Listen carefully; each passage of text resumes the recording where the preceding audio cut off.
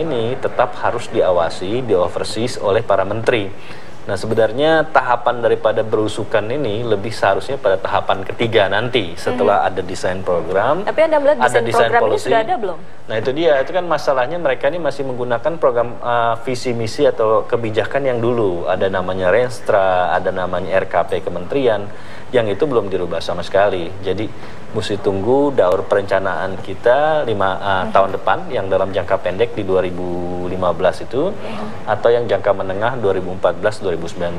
Ini yang nanti dituangkan dalam RPJM, Renstra, RKP dan lain sebagainya. Mungkin kalau kita berhusnuzon lah, katakanlah berusukan ini dalam rangka mencari masukan buat perencanaan-perencanaan itu. Jadi bukan hanya semata-mata pencitraan atau mendapatkan quick wins, tapi juga sebagai upaya para menteri ini dan Pak Jokowi untuk yaitu tadi melihat realitas yang ada di lapangan yang kemudian bisa dijadikan input bagi perencanaan yang akan mereka lakukan ke depan. Ya, tapi kalau di awal tadi Anda juga sempat mengatakan ini masih juga belum cukup lah dengan belusukan itu ya, masih kurang begitu. Betul. Apa mungkin kritis yang bisa Anda sampaikan? Jadi belusukan itu mungkin hanya melihat persoalan kan, dan kadang-kadang problem solving yang dibutuhkan dalam suatu change management itu bukan hanya membuat sesuatu yang tidak bekerja itu bekerja, tapi juga harus melihat contoh atau kondisi yang ada bukan hanya di dalam lingkup nasional lokal, tapi juga best practice yang ada di luar. Nah, ini yang menurut saya yang harus dilakukan. Jadi lebih terstruktur kerjaannya, lebih rapih. Ambil contoh kayak misalnya belusukan di Sinabung kemarin kan, ya kan, Pak Jokowi langsung melihat ada korban bencana yang tentu harus dilakukan secara sigap, cepat, membantu. Tapi pada saat yang sama juga beliau dihadapkan pada persoalan misalnya tentang soal listrik lah yang biarpet di daerah Sumatera Utara, Medan dan lain sebagainya ini. Tapi kemudian apa solusi yang beliau sampaikan? Itu kan semata-mata menyampaikan kepada Direktur PLN buat menyelesaikan persoalannya. Padahal Direktur PLN ini sama orangnya juga dia juga kan. Jadi solusinya paling sama-sama juga. Ini yang saya bilang tadi bahwa belusukan tok nggak bisa menyelesaikan masalah karena memang harus diurai. Persoalannya apa? Apa pada persoalan desain polisinya yang tidak koherens?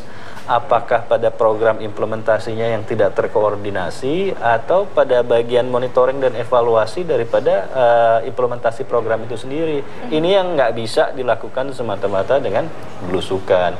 Mungkin Pak Jokowi belusukan 3 hari 3 malam itu nilainya sama dengan dia duduk rapat 1 jam dengan orang-orang pakar atau menteri-menteri terkait. Persoalannya bisa lebih cepat selesai begitu 1 jam daripada dia belusukan 3 hari 3 malam nggak karuan jentrungannya itu loh, ya kan? Tapi, itu lebih habis-habisan anggaran juga kan? Tapi tentu selain belusukan yang kita cermati selama kurang lebih 2 minggu lah ya pemerintahan Jokowi JK ini sudah berjalan in general gitu. Anda melihat seperti apa?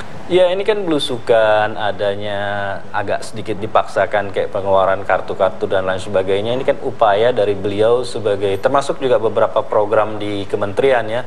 Saya baca hari ini misalnya PNS dilarang pakai hotel untuk acara apapun. Saya baca juga ada moratorium PNS.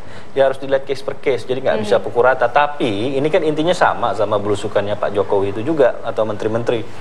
Upaya untuk mendapat quick wins, simpati awal dari publik bagi mereka gitu loh.